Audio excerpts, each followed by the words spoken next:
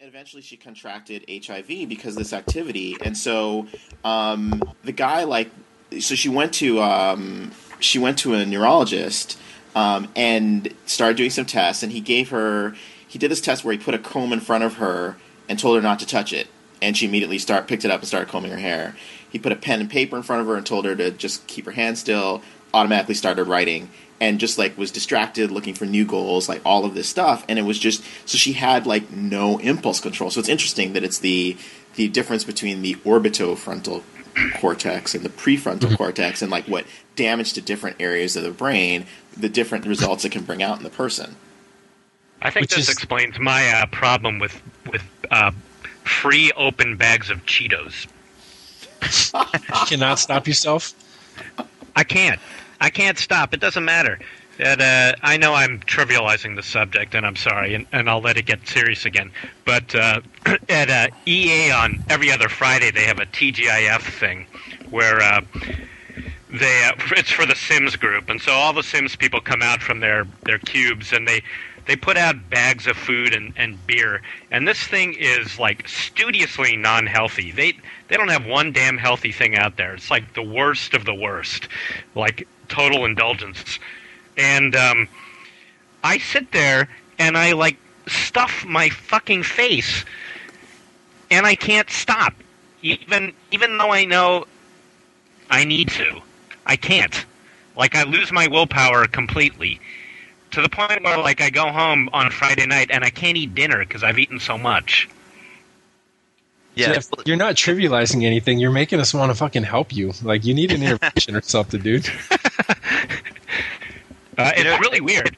I mean, part of me is going wow, this is horrible and awful, and this food is terrible. Anyway, I don't even really like it. And I'm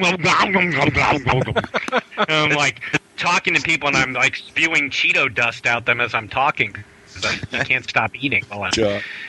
It's actually a good little quick aside that I'm reading this book called The End of Overeating by David Kessler, and he's this medical researcher guy, and his book is all about all of this research into the ways that basically the food industry manipulates your appetite through the use of various ingredients that that sort of supercharge the pleasure centers of your brain. So fat, sugar, and salt. And yep. Cheetos are definitely an example of something that is basically engineered to when you eat one, it makes you want to eat more. Because it sort of creates this feedback loop of opiates in your brain, and the more opiates you have in your brain, the more you want to eat Cheetos.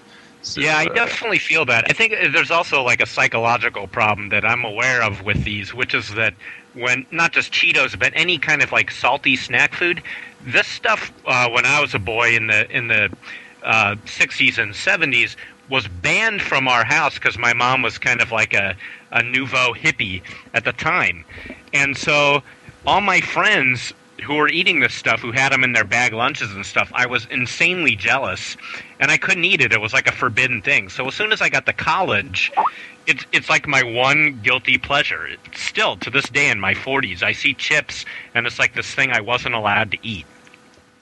And yeah, so I think that's a big problem. For how the hell do you raise your kids to not be junk food addicts? Either you give it to them at home or they get it when they leave and go nuts for it. I mean, I guess it's similar to alcohol or something. Exactly. I think you just sort of demystify it, and then it's not a problem. I mean, that's certainly been the experience as a parent now with my own kid, who we have avoided all these sort of hang-ups just because we just say whatever. It's just no big deal, Yeah.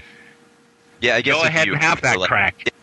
Yeah, I guess if you offer them good food next to it, and they can sort of compare and contrast, do I want Cheetos or do I want a meal that my family actually cooked for me? That's exactly right.